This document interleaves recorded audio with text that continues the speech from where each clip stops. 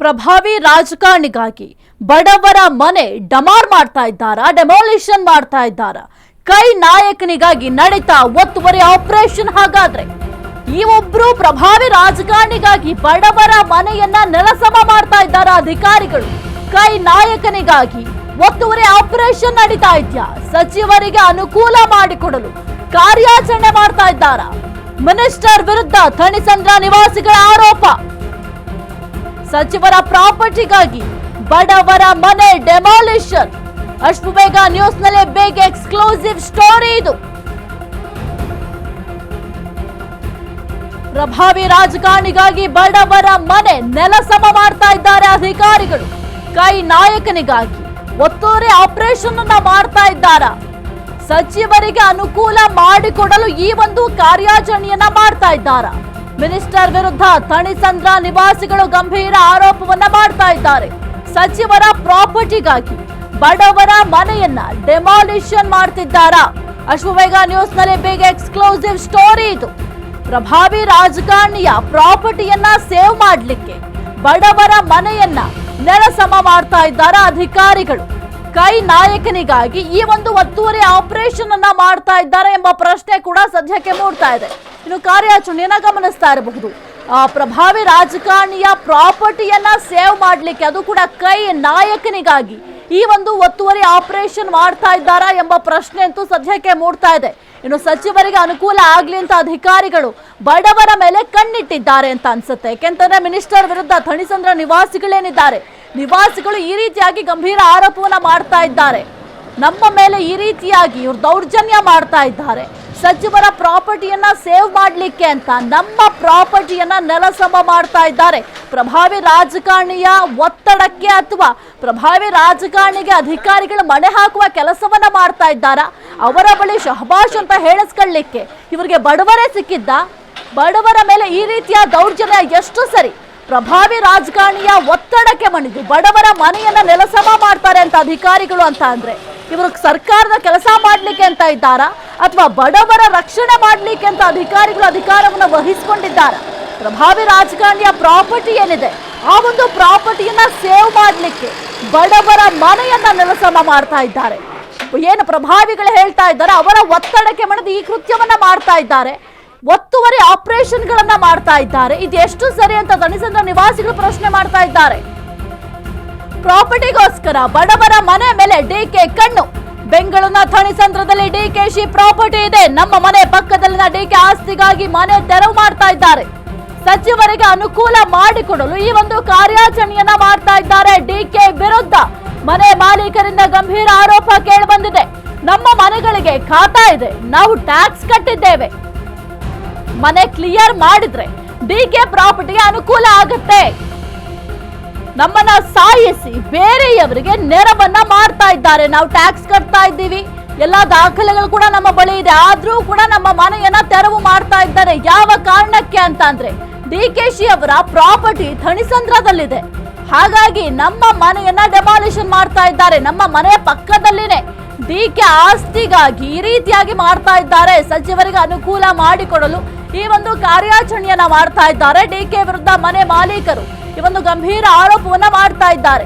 ನಮ್ಮ ಮನೆಗಳಿಗೆ ಖಾತಾ ಇದೆ, ನಾವು ಟ್ಯಾಕ್ಸ್ ಕಟ್ಟಿದ್ದೇವೆ, ಮನೆ ಕ್ಲಿಯರ್ ಮಾಡಿದ್ರೆ ಡಿಕೆ ಪ್ರಾಪರ್ಟಿಗೆ ಅನುಕೂಲ ಆಗುತ್ತೆ. ನಮ್ಮನ್ನ ಸಾಯಿಸಿ ಬೇರೆಯವರಿಗೆ ನೆರವನ್ನ ಮಾಡ್ತಾ ಇದ್ದಾರೆ ಅಂತ ಮನೆ ಮಾಲೀಕರು ಡಿಕೆ ಶಿವಕುಮಾರ್ ಅವರ ವಿರುದ್ಧವಾಗಿ ಗಂಭೀರ ಆರೋಪವನ್ನ ಮಾಡಿದ್ದಾರೆ. ನಮ್ಮ ಮನೆ ಪಕ್ಕದಲ್ಲಿ ಡಿಕೆ ಶಿವಕುಮಾರ್ ಅವರ ಪ್ರಾಪರ್ಟಿ ಇದೆ, ನಮ್ಮ ಮನೆಯನ್ನ ತೆರವು ಮಾಡಿದ್ರೆ ಡಿಕೆ ಶಿವಕುಮಾರ್ ಅವರಿಗೆ ಅನುಕೂಲ ಆಗುತ್ತೆ, ಹಂಗಾಗಿ ಈ ರೀತಿಯ ಕಾರ್ಯಾಚರಣೆಯನ್ನ ಮಾಡ್ತಾ ಇದ್ದಾರೆ. ನಾವು ಟ್ಯಾಕ್ಸ್ ಕಟ್ಟಿದ್ದೀವಿ, ಜೊತೆಗೆ ನಮ್ಮ ಮನೆಯ ಡಾಕ್ಯುಮೆಂಟ್ಸ್ ಎಲ್ಲವೂ ಕೂಡ ಸರಿ ಇದೆ, ಆದ್ರೂ ಕೂಡ ಈ ರೀತಿಯಾಗಿ ತೆರವು ಕಾರ್ಯಾಚರಣೆಯನ್ನ ಮಾಡ್ತಾ ಇದ್ದಾರೆ. ಬಡವರ ಮೇಲೆ ಅಧಿಕಾರಿಗಳ ಕೆಂಗಣ್ಣು ಬಿದ್ದಿದೆ. ಸಚಿವರಿಗೆ ಮಣೆ ಹಾಕ್ಲಿಕ್ಕೆ ಅಥವಾ ಸಚಿವರ ಒತ್ತಡಕ್ಕೆ ಮಣಿದ ಈ ರೀತಿಯಾಗಿ ಮಾಡ್ತಾ ಇದ್ದಾರೆ. ನಾವು ಎಲ್ಲಿಗೆ ಹೋಗ್ಬೇಕು ಅಂತ ಮನೆ ಮಾಲೀಕರು ಗೋಳಾಡ್ತಾ ಇದ್ದಾರೆ, ಕಣ್ಣೀರನ್ನ ಇಡ್ತಾ ಇದ್ದಾರೆ. ನಮ್ಮ ಮನೆ ಒಂದು ವೇಳೆ ಕ್ಲಿಯರ್ ಆಗಿಬಿಟ್ರೆ ಡಿಕೆ ಶಿವಕುಮಾರ್ ಅವರಿಗೆ ಅದು ಅನುಕೂಲ ಆಗುತ್ತೆ, ನಮ್ಮನ್ನು ಸಾಯಿಸಿ ಬೇರೆಯವರಿಗೆ ನೆರವು ಮಾಡ್ತಿದ್ದಾರೆ ಅಂತ ಮನೆ ಮಾಲೀಕರು ಈಗ ಡಿಕೆ ಶಿವಕುಮಾರ್ ಅವರ ವಿರುದ್ಧವಾಗಿ ಗಂಭೀರ ಆರೋಪವನ್ನ ಮಾಡಿದ್ದಾರೆ. ಈ ಒಂದು ಗಂಭೀರ ಆರೋಪಕ್ಕೆ ಡಿಕೆ ಶಿವಕುಮಾರ್ ಅವರೇ ಉತ್ತರವನ್ನ ಕೊಡಬೇಕಾಗುತ್ತೆ. ಈಗ ಅವರು ಟ್ಯಾಕ್ಸ್ ಕಟ್ಟಿದ್ದಾರೆ, ಮನೆ ಡಾಕ್ಯುಮೆಂಟ್ಸ್ ಎಲ್ಲವೂ ಕೂಡ ಇದೆ ಅಂತಂದ್ರೆ ಯಾವ ಕಾರಣಕ್ಕೆ ಹಾಗಾದ್ರೆ ಮನೆ ತೆರವನ್ನ ಮಾಡ್ತಾ ಇದ್ದಾರೆ?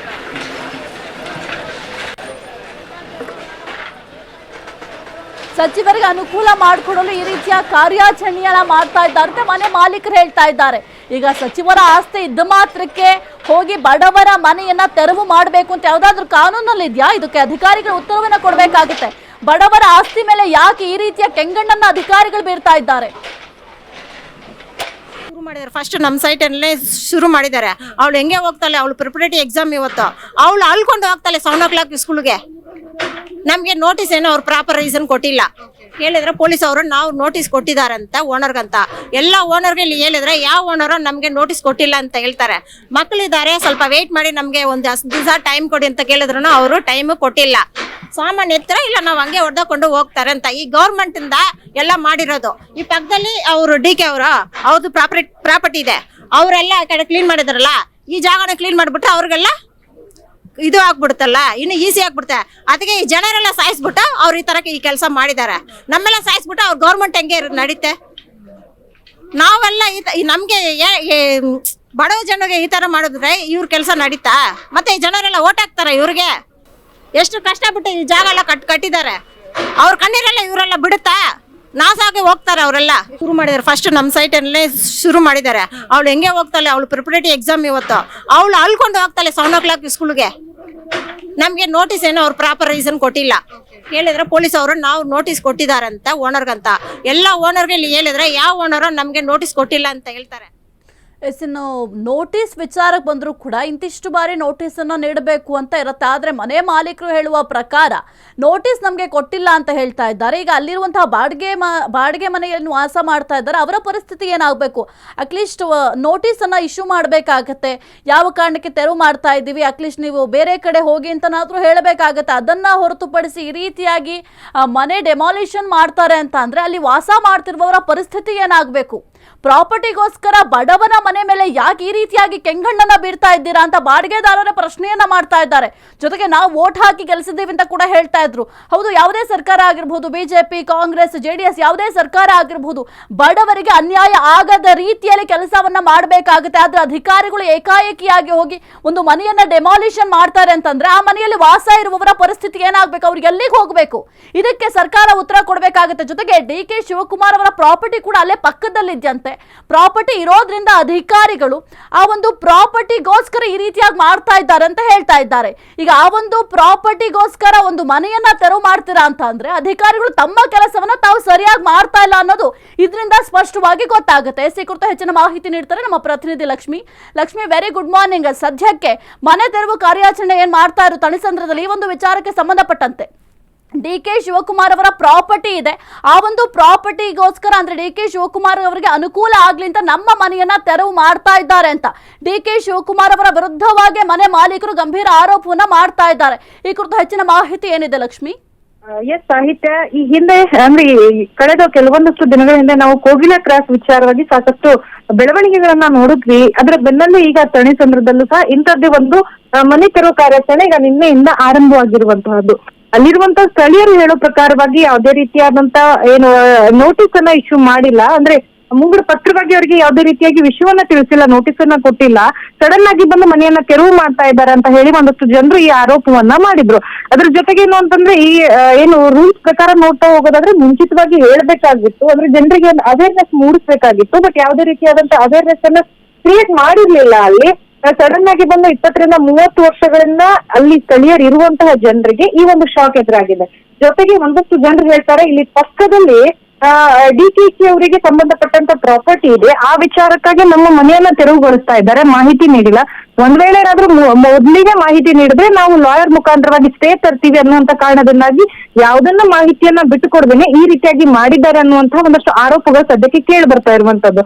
ಹಾಗಾದ್ರೆ ಸರ್ಕಾರದ ಮುಖಾಂತರವಾಗಿ ಈ ಕೆಲಸ ನಡೀತಾ ಇದೆಯಾ ಅಥವಾ DKC ಅವರ ಪ್ರಾಪರ್ಟಿ ವಿಚಾರಕ್ಕಾಗಿ ಈ ಕೆಲಸ ನಡೀತಾ ಇದೆ ಅನ್ನುವಂಥದ್ದು ಇನ್ನೂ ಸ್ಪಷ್ಟನೆ ಸಿಕ್ಕಿಲ್ಲ ಸದ್ಯಕ್ಕೆ. ಯಾಕಂದ್ರೆ ಇದು ಒಂದು ಅಲಿಗೇಷನ್, ಇಲ್ಲಿ ಆರೋಪ ಮಾತ್ರ ಈಗ ಕೇಳಿ ಬರ್ತಾ ಇರುವಂತದ್ದು. ಇನ್ನೊಂದಷ್ಟು ಸ್ಥಳೀಯರು ಹೇಳ್ತಾ ಇರುವ ಪ್ರಕಾರವಾಗಿ ಒಂದಷ್ಟು ಜನರ ಪ್ರಾಪರ್ಟಿಯ ಎಲ್ಲಾ ರೀತಿಯಾದಂತಹ ಡಾಕ್ಯುಮೆಂಟ್ಸ್ ಇದೆ, ಏನು ಈ ಖಾತಾ ಆಗಿರ್ಬೋದು, ಜೊತೆಗೆ ಕರೆಂಟ್ ಬಿಲ್ಲು, ನೀರಿನ ಬಿಲ್ಲು ಎಲ್ಲವೂ ಸಹ ಇದೆ. ಆದ್ರೂ ಸಹ ನಮ್ಗೆ ಎಲ್ಲ ಡಾಕ್ಯುಮೆಂಟ್ಸ್ ಕೊಟ್ಟರು ಸಹ ಯಾವತ್ತೂ BDA ಅಧಿಕಾರಿಗಳು ಇದನ್ನ ಏನು ಯಾವುದನ್ನು ಸಹ ಪರಿಗಣಿಸ್ತಾ ಇಲ್ಲ ಅನ್ನುವಂಥದ್ದು ಸ್ಥಳೀಯರು ಒಂದು ಆರೋಪ ಮಾಡ್ತಾ ಇದ್ದಾರೆ.